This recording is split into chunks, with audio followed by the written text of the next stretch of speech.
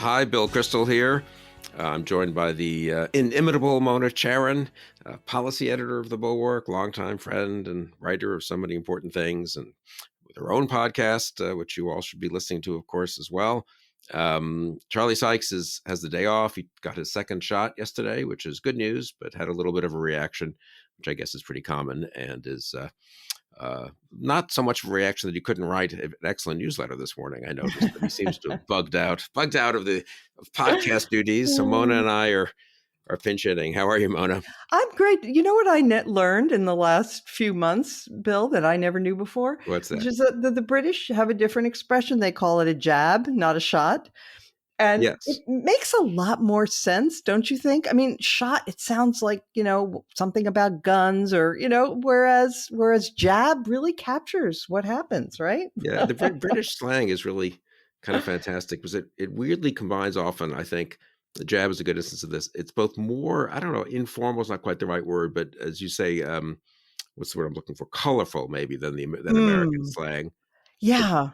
But then it's also and then also kind of more literary at times. I don't know. It's funny. I watch a lot of these British, police shows and detective shows. Me too. Really, one of the fun things is listening to the different expressions, and they're different, of course, within Britain. I mean, this is something I never really appreciated until I started. I know a fair amount about Great Britain, but how much the regional differences of accent and expression within Britain, which is kind of a small country. I mean, but it's... Oh, I know. And this is something I too, I'm a complete fanatic about British shows of various kinds. And so I've gotten an education about the regional accents too, a little bit. And therefore it was kind of funny when during the first Trump impeachment, Fiona Hill became a great star, which she deserves completely. But it was interesting to see the American reaction because from the American point of view, she had a British accent and that was all they could hear. But from her point of view, when she was telling her story, she has a Northern accent, right? And that accent is looked down upon by people in London and elsewhere, and Oxford and Cambridge and so forth. And so she mentioned that having this accent was actually a disadvantage to advancement in Britain, and Americans just were saying, "Oh, she's so hoity-toity with that accent." Right. Yeah. No, the Northern accent. I mean, yeah, in Britain, it was once a big thing, maybe less so. I assume less so, much less so now. Yes, if you wanted to make it, you had to adopt a kind of public school, Oxford Etonian accent or whatever. Right. Public school being private boarding school in Britain, yet another of the terms that's different there.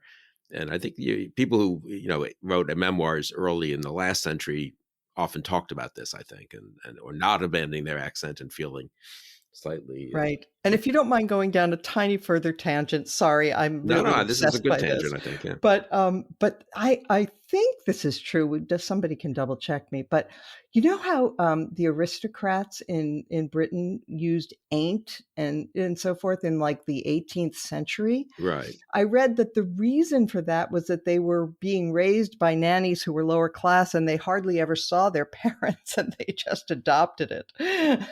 Oh, that's interesting. That's interesting. Yeah. I thought you were going to say something which I've read also, and I'm not sure it's true, that somehow some of what we regard as, I don't know, like working class or slang, like ain't, is actually aristocratic and vice versa. Yeah, maybe it became so after the nannies introduced it to the aristocratic kids in the 18th century, and then it sort of became a thing. Yeah, I think the middle class, I guess this is a famous article in the 50s, is it Jessica Mitford or someone? The middle class was sort of more concerned to be proper and precise in pronunciation and grammatical.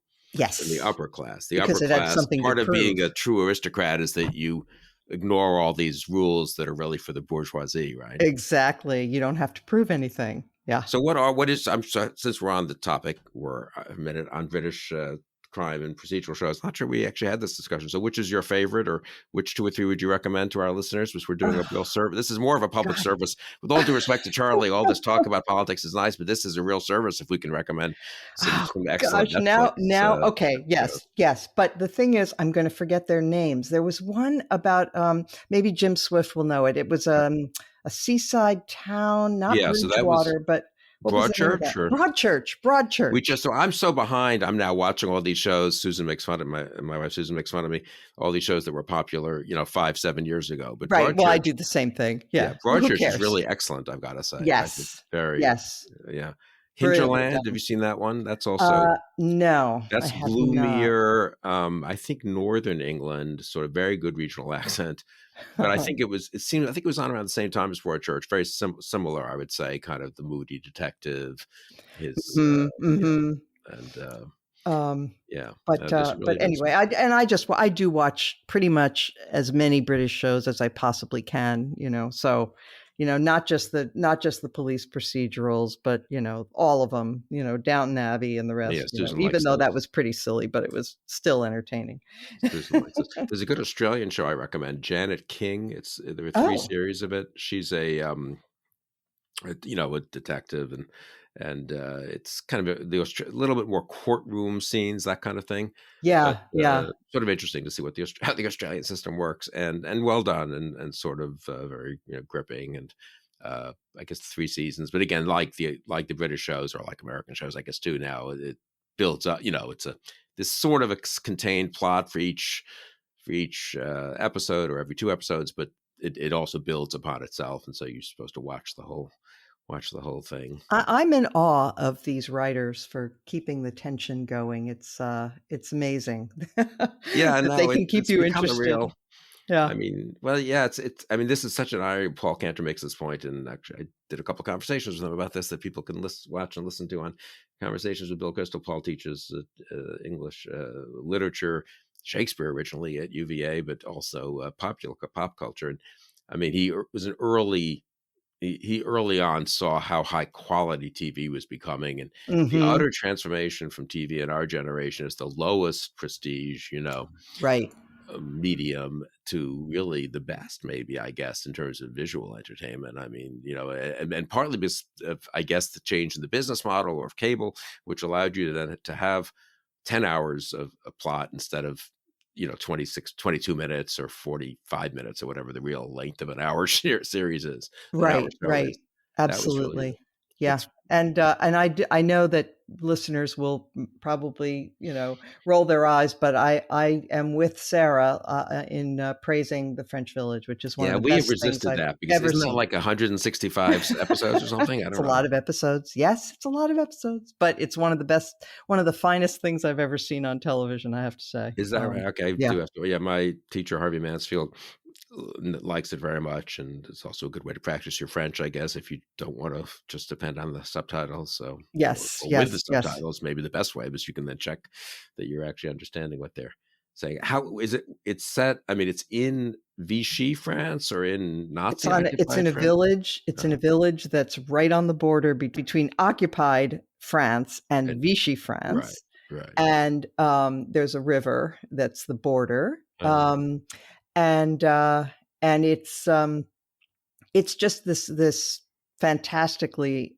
interesting exploration of how people cope with the compromises and the necessities. And it does have a lot of current relevance. And as some of us have said, you could certainly understand people who felt the need to collaborate when the alternative was having your life endangered and certainly your livelihood endangered. What in our time, if it just means getting some mean tweets or losing your seat, and even still people have no courage, it's less easy to understand. well, let's talk about that, I guess, since that's a good segue there. That was very professionally done. You should have your own podcast. Oh yeah, thank you. Beg to differ. Yes. Listen, who's your guest this week? Do you have someone lined up Yeah, already? Corey Shockey. We're going to discuss the Biden's administration's approach to Iran and the Iran deal and all of that. Oh, great. No, Yeah. yeah, she's a very interesting person and lively. That'll be Yes. a good show, I'm sure. So that's something else to look forward to this week. So, I mean, we'll get to Cuomo and we'll get to other things, but let's begin with just the obvious, which is the kind of somewhat amazing, I would say, continued captivity of the GOP to Trump after losing, after January 6th, after everything, right? It seems not to Yeah. have diminished at all. What do you think? What do you make of that? And It's It's abs. We have to every now and then pinch ourselves and say that this is so bizarre.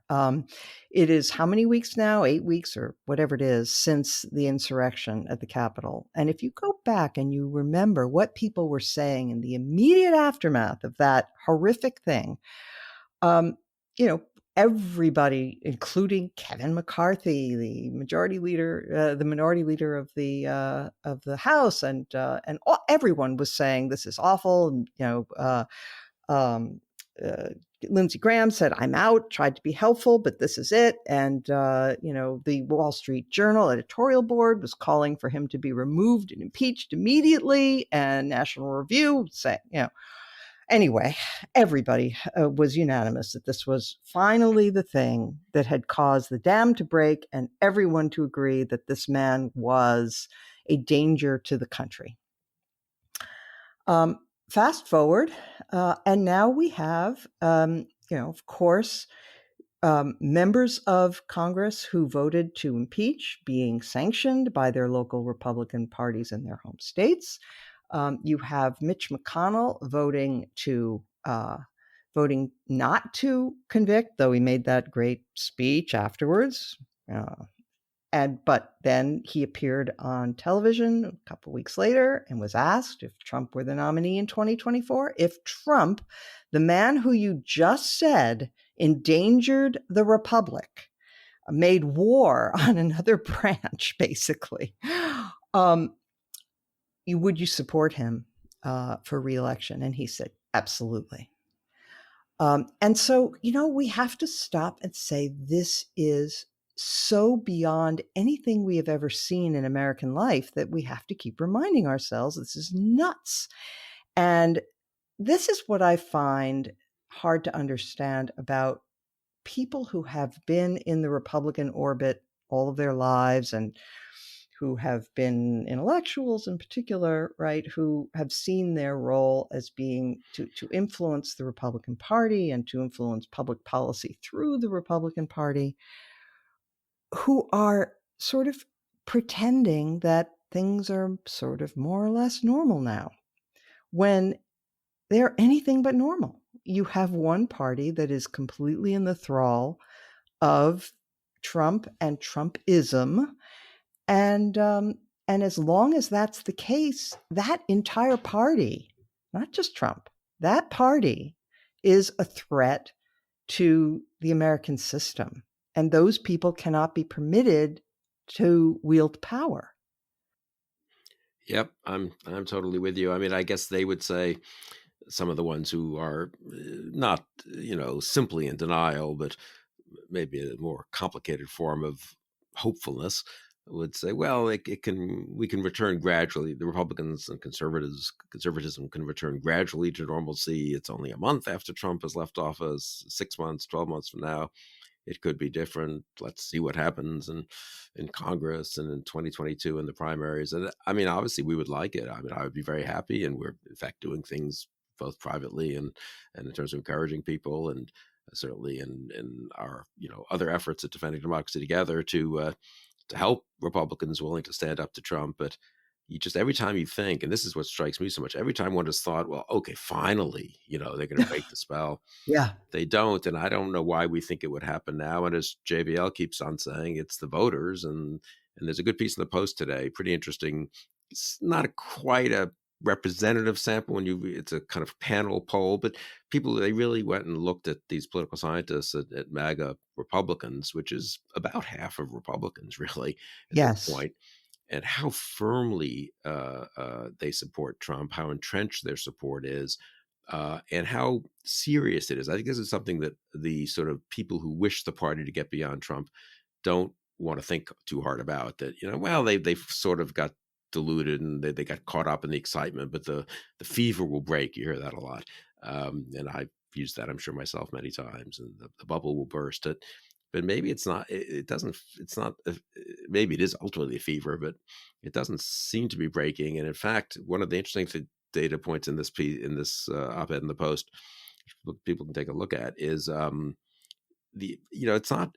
These are people who are pretty well educated, pretty middle class. The Trump supporters are not as they're not the yahoos that people want to pretend they are. I mean, some are Right. obviously, but and so they sort of weirdly, they know a lot. They have arguments to back up what they're saying. Someone made this point to me. He used to do talk radio. He's not in our circles now, but the other, just chatting, catching up personally a week or two ago, that it's a mistake to think of these people as not knowing anything. They actually know a lot because they listen to talk radio, they read things on Facebook, they read, things within they watch Fox and OAN. So they have arguments, which actually makes it harder then to dislodge them. If people just didn't know anything, got suckered by by the president of the United States saying over and over, hoax, hoax, hoax, then okay, fine, you could get some information to them and they might say, yeah, I guess it's not a hoax. But they have a lot of, quote, information. It's just very deceptive information.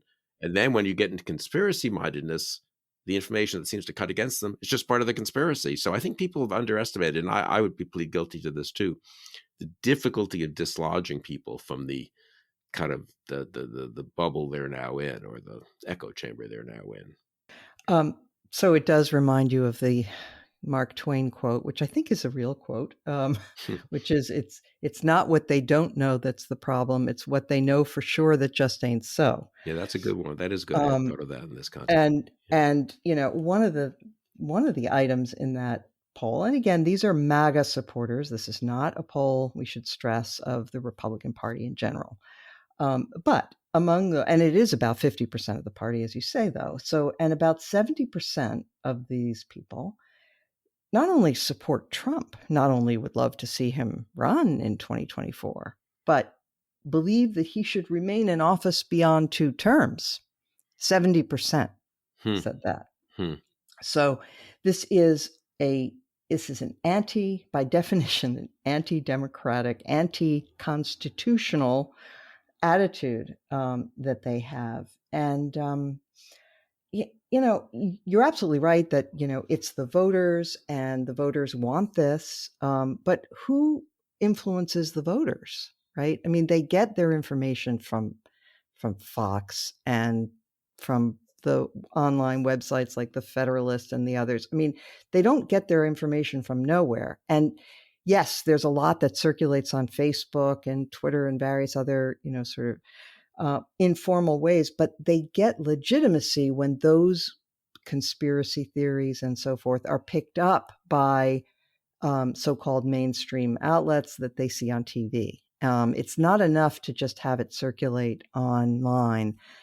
It has to be ratified, and it is ratified not just by Fox, although that's bad enough. Tucker Carlson is very influential, Laura Ingraham, all those people, but by Republican politicians and office holders who, again, give it another layer of legitimacy.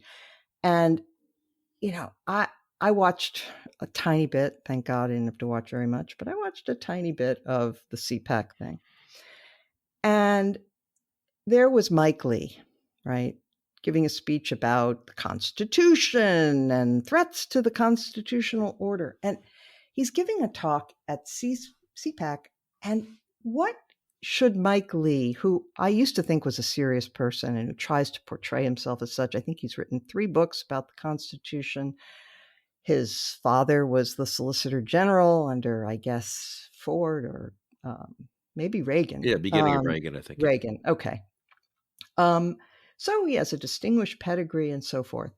And Mike Lee was speaking to a crowd of people who all believe that the election was stolen. And this has undermined their faith in democracy itself, all based on lies. And does he go to CPAC and try to dispel the lies so that we can have a healthier polity? No, he doesn't even address it. It's like it doesn't exist. And so I don't see how you can take someone like Mike Lee seriously as an intellectual, as a lover of the Constitution, or even, frankly, and Bill, and this is relevant to you and me, even as a conservative, rightly understood, right? Mm-hmm. Because he is not attempting to conserve the very thing, the American founding, the whole system that we all supposedly revere. Because you cannot, on the one hand, wink and nod about a huge lie that is undermining respect for democracy among one of the major political parties, um, and claim to care about democracy, legitimacy, the American experiment. Yeah, I very much agree with that. And the failure of Republican elected officials and conservative, elites to stand up to the big lie, and to stand up to Trump and Trumpism has been a huge problem. Even the ones who haven't echoed it, and a lot have, just the failure to, as you say, to confront it when you Yep. have a real chance, whether it's writing in the Wall Street Journal or speaking on the floor of the Senate or speaking at CPAC, where you're going to get national attention. That's itself a huge problem. It sort of implicitly suggests, well, it's a little, maybe uh, these views are a little odd or a little off, but they're not a serious problem. But they are a serious problem.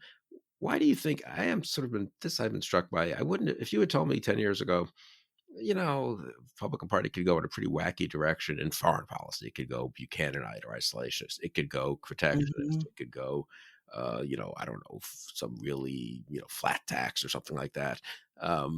Even it would go very anti-immigration. All those, I wouldn't have liked it. I would have been surprised at how much it might have happened. I wouldn't have thought it would happen, but I would have realized it could happen. Obviously, you could see those strains very visibly. I am a little amazed by the willingness to go just authoritarian, to really go anti-democratic, Yeah.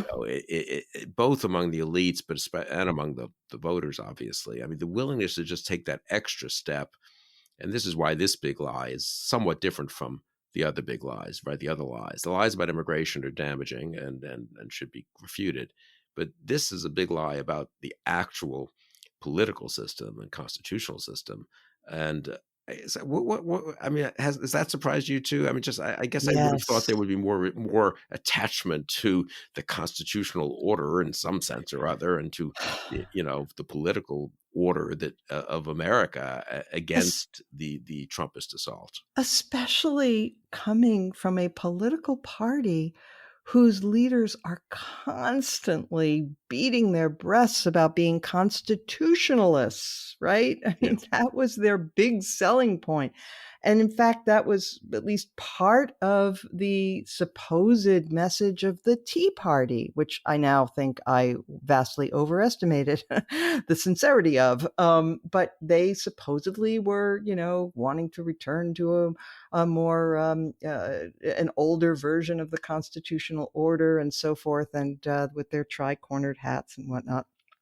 Um, yeah, the attraction of authoritarianism. I don't know, Bill. I mean, initially, I thought maybe it was a kind of a response to Islamic radicalism, which frightened them really badly. Frightened a lot of people. That therefore, and one of the things that Trump would say during the campaign, and if you recall, in 2016, we weren't that removed in time from a lot of the outrages of ISIS being on the news, people being burned in cages and right. beheaded and all the rest of it. And Trump got up there and said, you have to be vicious. You have to be you have to be terribly vicious, and you have to commit war crimes.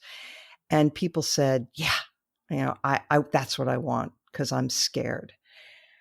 But at that moment, I sort of understood it. But now that sort of threat has receded, and um, we don't really face an external enemy. I'm perplexed, and I'm noting again, going back to what they talked about at CPAC, that now it almost seems like there is a performative quality to their invocation of foreign threats. So they talked a lot about the dangers from China, and I have been a hawk about China my entire life. Hmm. China's an evil regime, okay, but the way they were presenting it, it was almost as if they don't have any plans for how to confront China, but they just wanted their audience to feel a sense of threat. And I guess I don't understand it. I guess it's partly, the drumbeat of talk radio and the rest who have found that ratings you can get better ratings from fear and hatred than anything else. But I'm reaching. I'm really at a loss, and I do note that there's a story in the paper today about efforts to improve civics education in the U.S. and maybe that'll help. I don't Yeah, know. no, I hope, but it is some of it is not. Yeah, it's education, but it's not that they don't know that we have three branches of government. That's not really the problem, or that No. when the Constitutional Convention was, is that they've let the fears and the anxieties overwhelm the attachment, I would say, to the liberal, small L, liberal and conservative constitutional order, and and that can happen, obviously, and has happened in history, and even in our own history at times, but usually for a short period of time. And again, I do then come back to Trump, and I think this is where people who criticize us, frankly, for worrying, is too obsessed with Trump, are just wrong. I mean, we've not when you have a president reinforcing this every day in a demagogic way, the fears, the anxieties, the hatreds, and not reinforcing, to say the least, any reverence for the rule of law, the constitutional order, but quite the opposite, actually, just showing, having an attitude of scorn to it. 4 years of that, we all warned that 4 years of this would do damage back in 2015, 2016. And I think it has done a lot of damage. I guess that's what, and I think Yes. therefore these debates about what do we do now, I think it would be great if the Republican Party could, frankly, come back to the Republican Party of 2014 or 15, or jump Hmm. forward. Nothing ever goes backwards in history, but jump forward to Right. a new Republican Party that was whatever, had some compromises on policy, on certain issues, but was not in this fundamental way Trumpy. I mean, maybe we should stop using the term Trumpy, which makes it too much sound like it's about a person or about an affect or attitude. Hmm. It is about the kind of the real authoritarianism. Authoritarianism. It's so deep, Absolutely. though. That's so deep. That's what's so distressing and worrisome, and it's why I've argued, you've argued, why you and I supported Joe Biden, voted for him in 2020, because you just couldn't afford 4 more years of Trump. And I'm afraid, and as you said earlier in the show, and I've said, hard to see we can really afford a Republican. We certainly can't afford Trump again in 2024. And I'm not sure the Republican candidate's going to be that much more attractive from our point of view in terms of fundamentals about the rule of law, the constitutional order, fixing the Truth. system we're in, civility and decency and so forth, than Trump. So, I mean, for now, uh, here we are, and this has caused something of a debate among never Trumpers. Are we? Should we be? Try to help the Biden administration be as good as it can be for now? Should we work with Democrats? Should we just stick with being Republicans? And I wrote some couple of things on this. You've written on this. Jonah Goldberg takes a different point of view. Matt Lewis has a piece today, which is intelligent, I think. Summary in a way of the debate. He's kind of on Jonah's side. And let's talk about that for a minute. I think our listeners might be interested. They can make up their own mind, obviously. And we Yeah. published, incidentally, on the Bulwark, Joe Walsh saying third party, and I think Christian Vanderbrook, I think, implying more, let's just continue to fight within the Republican Party, which, and God knows, we're also interested in continuing. So I think there's a totally respectable diversity of views on this. Kind of Hmm. practical judgment, really, not a principled one. No, I mean, not that that's a firm distinction, but it's a practical judgment of the balance of forces and where one can do the most good. And for now, Absolutely. how urgent the situation is, or how much one can sit back and sort of wait for the party to fix itself and stuff. But anyway, I've talked too much. Give No, me your no, sense of no. where that whole debate You is. you got the whole Important. thing rolling with a really brave and interesting uh, suggestion that we think about, possibly, trying to help Biden, and and that set off a good rollicking debate, which is great. I here's my one of my thoughts, which is that when people say I could never become in any way cooperative or allied with the Democratic Party because I'm devoted to principles, I'd have to say, but where in the Republican Party is the room for principles? Is it hospitable to principles right now at all? I mean, the principles are a joke in the Republican Party. Conservative principles, all principles, constitutional principles, it's a joke. So that's one thing. The other thing is that I would echo something that our colleague and friend Charlie Sykes says, which is, having resigned and left one group, you don't necessarily want to sign up with another. And I understand that, and I agree that one's loyalties should be only very reluctantly bestowed, because people will disappoint you, parties will disappoint you. On the other hand, um, I recall, and this is kind of an interesting perspective, that back during the 2020 campaign, when it became clear that people like Republican voters against Trump and other never Trump people were attempting to help Biden get elected, there were people on the left who said, this is bad. We don't want this, because those people are going to infiltrate the Democratic Party and bring a conservative perspective. And we don't want that perspective in our party. And I'm, when you look at the results of the 2020 race, I think it's undeniable that disillusioned Republicans helped Biden win in significant ways in key states. Had it not been for the defection of Republicans in suburbs in key states, Biden might not be president right now. And the fact is, it's not crazy to think that if some disillusioned Republicans decide to, at least temporarily or maybe even for longer, become affiliated with the Democratic Party, they might be an important constituency that the Democratic Party would have to grapple with. I'm not saying the Democrats would be great at it. I mean, look at the way they're treating Joe Manchin. They're some Democrats are really irritated that they have to deal with the likes of Joe Manchin. But when you're a big tent with a lot of different groups, you do have to make accommodations. And arguably, the Democrats would be in much better shape when it comes to winning elections. They wouldn't have to rely on a few thousand votes in key states if they were a little more moderate on certain questions.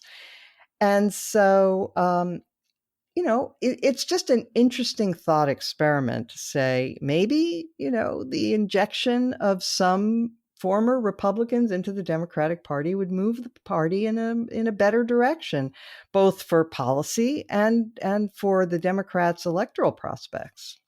Right, and I would add, and Biden, the key point for me, I mean, it's not sort of, I think you make a very strong argument there, but it's not as if we're just randomly choosing two parties, like, from a standing start, and which one Right. do we think we can help a little bit more with, which is closer to us. One is Biden's the president. He'll either succeed or not. The Democrats are in charge right now of both the House and the Senate.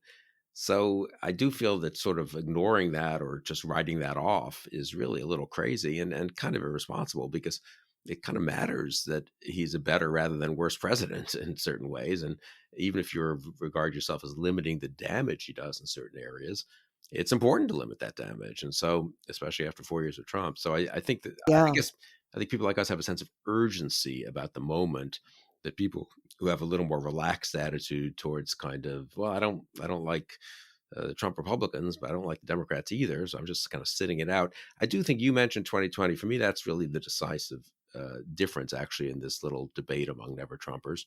The people who aren't where we are, if I could say, the people who are very skeptical of working with the Democrats at all, didn't in fact work with the Democrats in 2020. They didn't vote for Biden over Trump. Matt Lewis, interestingly, voted for Biden, he says, in a primary to try to get a better Democratic nominee, but then Right. in the general election. Fine, I never tell anyone how to vote, but I don't know. Here's my question for Matt Lewis and Jonah, who I assume are, and Goldberg, who I assume are loyally listening to this Charlie's podcast here. Do they think that was right? And this is a serious question, not a rhetorical one.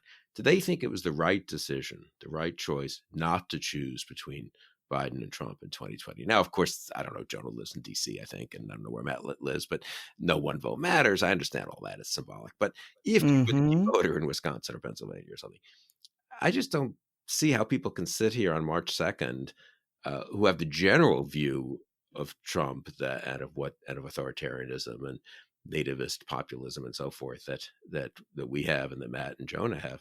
and say, well, it didn't matter. I was right to sit out 2020. That it's not, the country's not better off to have Joe Biden as president for the next 4 years than Donald Trump. That's what they're saying. That's what they Yeah. said when they refused to choose in 2020.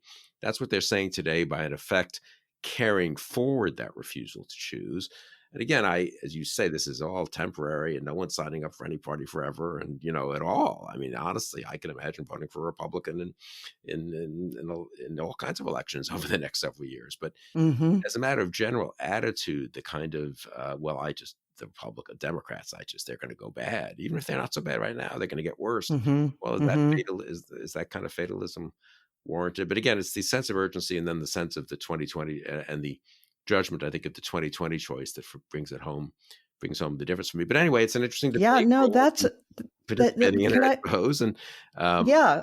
Can I yeah, just respond to what you said, because please. I think that's so well put. That to frame it as, is it better to sit it out and to say, no, I can't choose between Trump and Biden. They're equally unacceptable outcomes. I mean, that's really what you're saying, and that's a position that I could not possibly take, and I would go a step further and just say that for the sake of the country and the sake of the kinds of the kind of stability that I think we want for the nation, I think it's also incredibly important that Biden succeed, right? And I'm not sure how many never Trump people would say that, but I think if Biden is a failed president, then you have the opportunity for even more kind of radicalism to take hold on the left, and certainly the right is very radical already. And so, for the sake of our country's stability, I think it's actually very important that Biden be successful and be perceived to be successful. No, I think that's well said, and I think it's probably a good thing to end on. We've gone long enough. We've taxed our listeners' patience since we're replacing the irreplaceable Charlie Sykes. Exactly, We the do need to talk. We irreplaceable. need to talk about Mario Cuomo. That shows my age. Andrew Andrew. Cuomo, and how horrible he is, and how bad a lot of the wokeness we're seeing is. But whether that's better fought than by helping old-fashioned liberals, joining with old-fashioned liberals in that fight, or saying, no, we can't even possibly be Democrats because look at Andrew Cuomo. I mean, that's so interesting, and he's so much in the news. Say a word. You've followed him. You followed New York politics, and say a word about that, though. Yeah, so Andrew Cuomo has had lots of troubles in his career, and has been the subject of earlier corruption investigations and so forth. And now he was, before this whole Me Too thing erupted in the last week or two, he was subject of some very, very harsh stories about his handling of the coronavirus.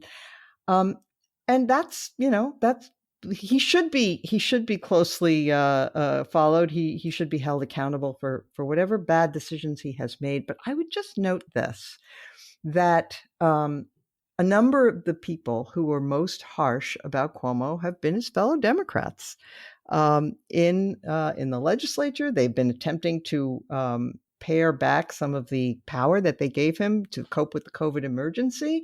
Those are Democrats attempting to do this. They are attempting to hold him accountable. Now, maybe not to the degree that one would like or whatever, but I mean, it does stand in stark contrast to the kind of martinets in the Republican Party who just say whatever the dear leader says, we will snap to attention. So I think that's actually the way things are supposed to work, is that parties are supposed to discipline themselves. And so I don't, I think we'll see what happens to Cuomo. It wouldn't surprise me if he were even forced to resign, but we'll see. These days, apparently, the way people handle scandal is just to brazen it out, rather than do the profumo. Speaking of showing your age, right? The profumo Right. way, which was to retire from politics and devote yourself to charitable work. Um, but in any event, I do note a difference there, that at least some Democrats have been willing to call out Cuomo, and that's to the good.